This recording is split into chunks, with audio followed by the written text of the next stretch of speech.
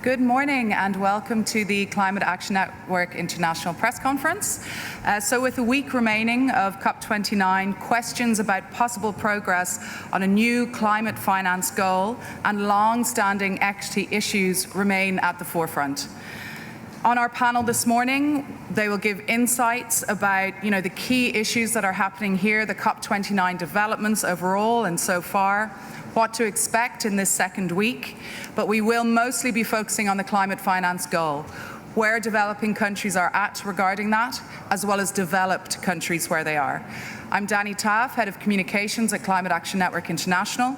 We're joined today by Tasneem Isap, the Executive Director of Climate Action Network International. We also have on the panel Avantika Goswami, who is the Programme Manager for Climate Change at the Centre of Science and Environment India. And finally, we have Brandon Wu, Director of Policy and Campaigns at Action Aid USA. Over to Tasneem for an overview of where we're at and what to look out for. Thanks very much, Danny, and good morning to you all. So, today is day one of the second week, the political week. This is when the big eaters come, the ministers, and try and finish off what many of the technical experts could not finalize in the first week. So there are big negotiation issues, as you know, that are actually deeply political and would need political resolution.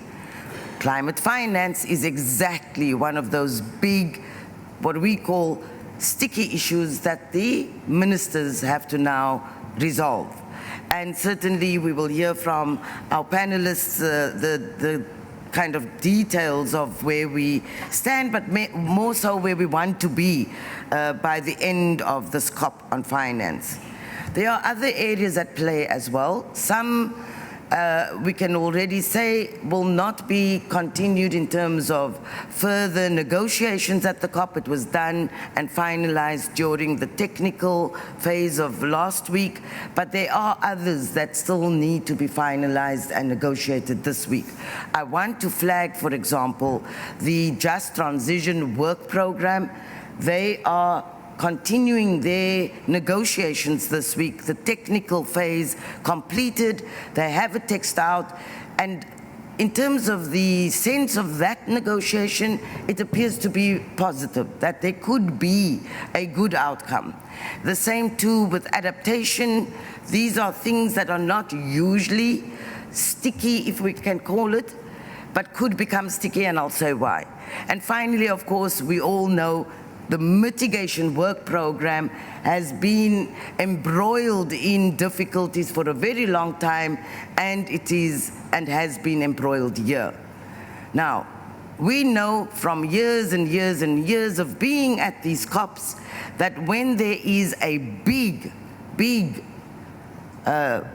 contestation around an issue, and in this case finance, which has always been a highly contested area in these negotiations, then that issue tends to hold up other issues. So it's what was called hostage taking of other issues. So if we're not going to move on finance, we will see its impact felt in the other negotiation areas. It has definitely impacted mitigation. So if there's no movement on finance, it will have an impact on the mitigation work program, and has been having an impact. So too, and we hope certainly that it will not, but it could potentially impact on just transition and potentially on all the other areas related to adaptation as well. So that's where we are this week. The ministers, the presidency has announced his approach to how they will deal with this week's process, set up a number of co-conveners, ministers who will convene on particular areas to find solutions, to meet with parties and find compromises where they're needed.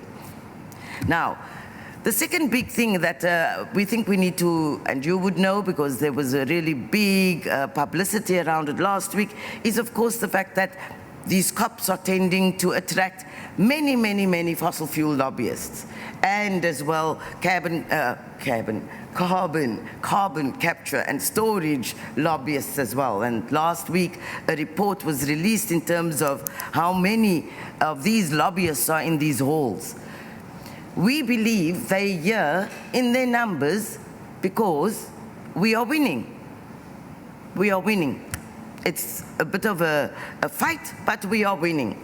And especially with the outcome of the COP in Dubai last year, where governments agreed to transition away from fossil fuels. That was a big, unprecedented agreement. Now, with its implementation, it will become a threat. So these lobbyists are in these halls to still fight back, but it is a sign that we are on a winning path. And finally, I do want to mention challenges that we experienced in the past week that will probably play out in the second week, not to do with the negotiations, but our ability as civil society to put pressure on the negotiations. We've been finding it particularly difficult to get agreements from the UNFCCC Secretariat for some of our actions in terms of what we can and can't say, what we can and can't do, where we can and can't be. And we want to again signal to parties and to all that without civil society in this space, we will not get the levels of ambition that we need. And we have proven that as civil society with recent successes in these negotiations. The Loss and Damage Fund exists exactly because of civil society's massive pressure to get a fund. The transition away from fossil fuels is there exactly because of civil society's pressure on governments to get that agreement. And we are here wanting to get an ambitious outcome on climate finance, but these halls, these spaces are becoming pretty much restricted. But we will, of course, try our best to have our voice heard and raised. Thank you very much. Thank you, Tasneem. Now we'll hear from Avantika on where we're at regarding developing countries. Thank you. Thank you, Danny, and thank you, Tasneem. Hi, everyone. I'm Avantika from CSE India. So for developing countries, for all purposes, this is the finance COP. It has been known since 2015 when the Paris Agreement was signed that before 2025, a new climate finance target would be negotiated. And negotiated is a key word here because the previous climate finance target, the 100 billion target, was not negotiated. It was an arbitrary number put forth by developed countries. So we've known about this moment for a long time, for many years now. Between 2022 and 2024, no fewer than 11 technical expert dialogues, 2 high-level ministerials, and 3 negotiations under an ad hoc work program have been held, building up to this moment. Hundreds of hours of analysis, discussion, preparation, estimation of needs and sources of finance have gone into preparing us to agree upon an ambitious climate finance target here in Baku as we stand here right now. But what we are seeing after the first week at COP29 is that all of the substantive issues on the climate finance negotiations have been shifted for now, the second week. The first week has, in a sense, seen a lot of wasting of time, deliberations on issues that already had consensus and weren't particularly sticky, such as access to finance, transparency, the question of disenablers in the global financial system. There weren't many divergences on these issues to begin with. What we haven't seen so far are deliberations and serious engagement on the sticky issues like the quantum of finance, the quality of finance, the structure of the new climate finance target. And it's not for lacking of information or lacking of demands from developing countries. on day 2 of COP, the G77 kicked off with a very powerful intervention, laying out a united demand, asking for $1.3 trillion per year in climate finance to be provided and mobilized annually from 2025 onwards, with a focus on public finance, focus on non-debt creating finance. So the demands have been put out there, but what has been completely lacking is engagement from the other side. Developed countries have not been engaging in good faith. There has been no credible quantum of climate finance that has been put on the table from developed countries so far. On the other hand, there have been discussions and a lot of push from developed countries to structure the new climate finance target as a broad investment goal. So you'll see a lot of language around the investment layer or a multi-layered target for the NCQG. Now, in principle, when you get down to the basics, investment is not a bad thing. Developing countries need investment. They seek to attract investment. But contextualizing it within these multilateral climate negotiations is important. There's a reason that developing countries and civil society push back against the idea of investment as being the driver of this climate finance. The problem is that developing countries face a very high perceived risk. So there's a very high cost to attract private finance. That's called the high cost of capital. So private finance doesn't readily come into developing countries. Further, an additional layer of difficulty is for climate investments. Climate technologies are newer technologies which face even higher unknowns, perceived risks. So private investment doesn't readily come to invest in climate projects in developing countries. So climate projects essentially need public finance to kick them off, to drive them. Most of the renewable energy growth today globally has been driven through public sector subsidies. So that's essentially the contextualized rationale for why developing countries are asking for a high public finance target to be built into the new NCQG outcome. And they are pushing for more of this public finance coming from governments of developed countries. But developed countries are insisting that the private sector is ready to flow in to climate investments in developing countries. This is very disputed. The numbers do not reflect this. What has been promising over the past few days is that we have heard on the contributor-based question that developed countries have started to back down somewhat and have softened their earlier very hardline position that the contributor base must be expanded. I would credit this to very, very wonderful and intense efforts from civil society, from developing countries to highlight that expanding the contributor base is not appropriate for a discussion right now. It's not within the mandate of the NCQG and should not stall the flow of funds which should begin from next year. We hope that this question of contributor base does not derail further negotiations. Lastly, while so far there has been very limited engagement from developed countries on the very substantive demands coming in from the G77, there's still an opportunity to get a transformative outcome. We do have all of the second week to really highlight the key issues and the demands from the G77. Of course, it's important for the G77 and China bloc to also remain united because developing countries do have some differences amongst themselves. But that is what got us over the line on the loss and damage negotiations and helped us win the loss and damage fund. And we really hope that that can be the case here as well in Baku. Thank you. Thank you. And over to Brandon. Thank you. Avantika covered a lot of what I want to say, so I want to zoom out a little bit, actually, which is to say that I think we tend to overcomplicate how we talk about these negotiations. The underlying political dynamics, especially at this COP, are really very simple. As Avantika said, this is a finance COP. We knew this was going to be a finance COP for many years. Finance, as we all know, as we've said for decades, is the key that unlocks climate action. In much of the world, there's simply no way, no realistic possibility of mitigation at scale, of a just transition, of support for impacted communities without the provision of finance. And developed countries aren't delivering that finance. They have been failing on their obligations to deliver finance for years and years and years, and therefore these negotiations across all the negotiation tracks, as Tasneem said, are far more difficult than they need to be.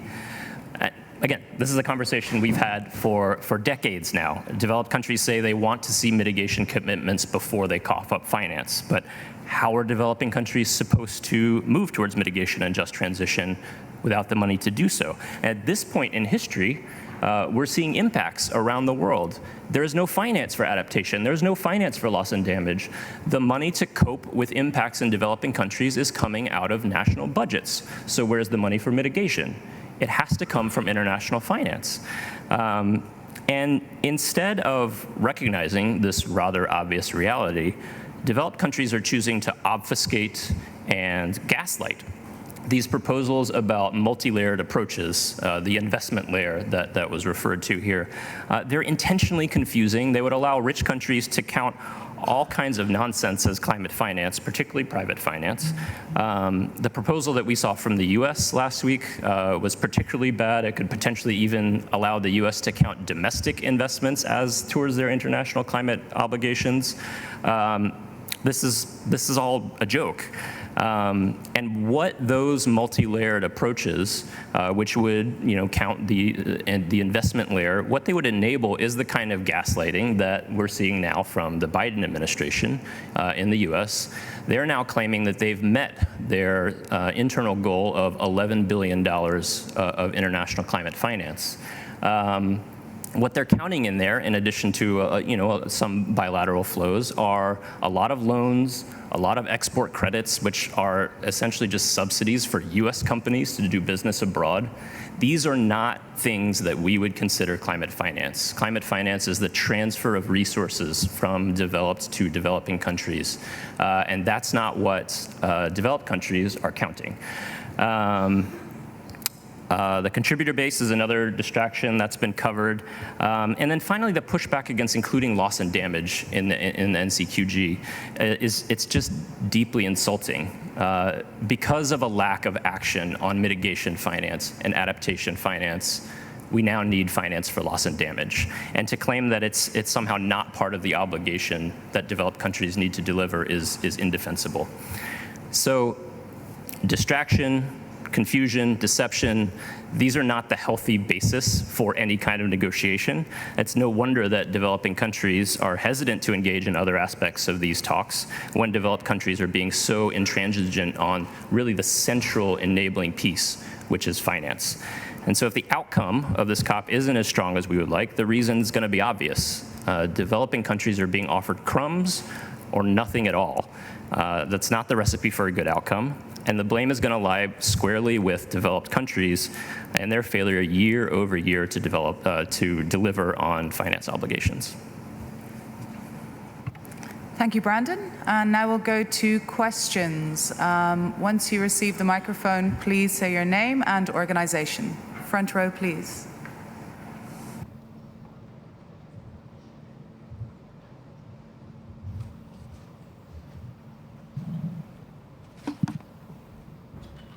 Yeah, Joydeep Gupta from the Earth Journalism Network. Tasneem, there was a lot of talk by the end of last week about signals expected from G20, the summit going on. And we are seeing in the papers today that China and India have apparently pointed out that they're already providing climate finance. And that, we are being told in the corridors by some delegates, is a positive sign that may actually help move the finance talks here. What's your reaction to that?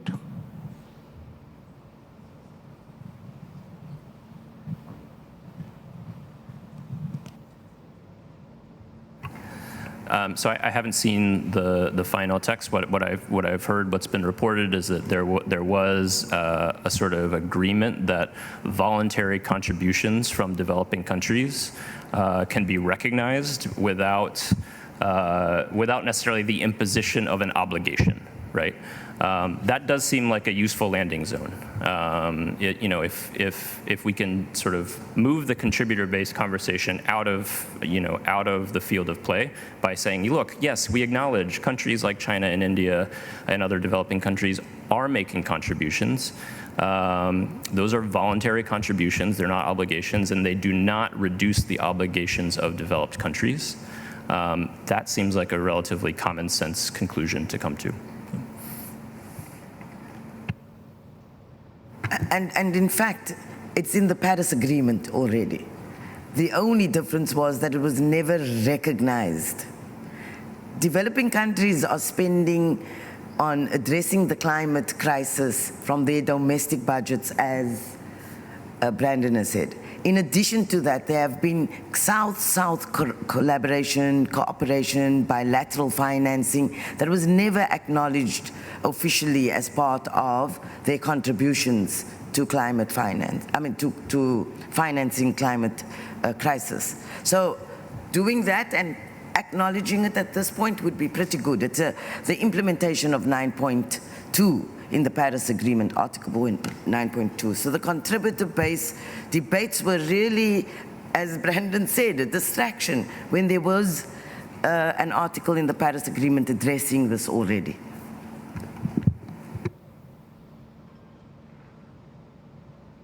Front row, please.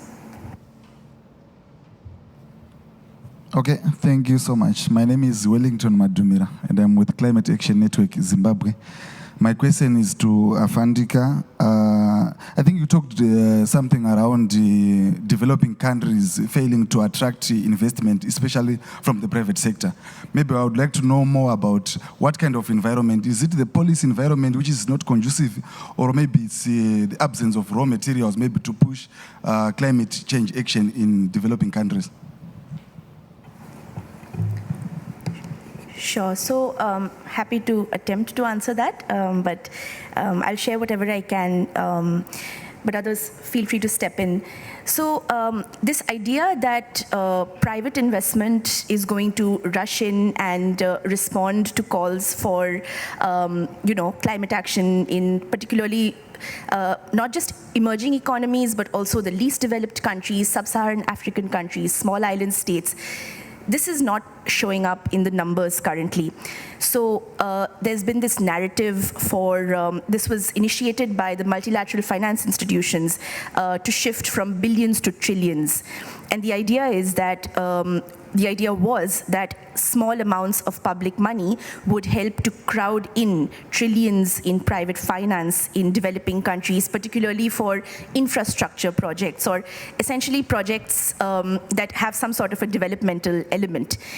This is not shown up in the numbers. The billions have not converted to trillions.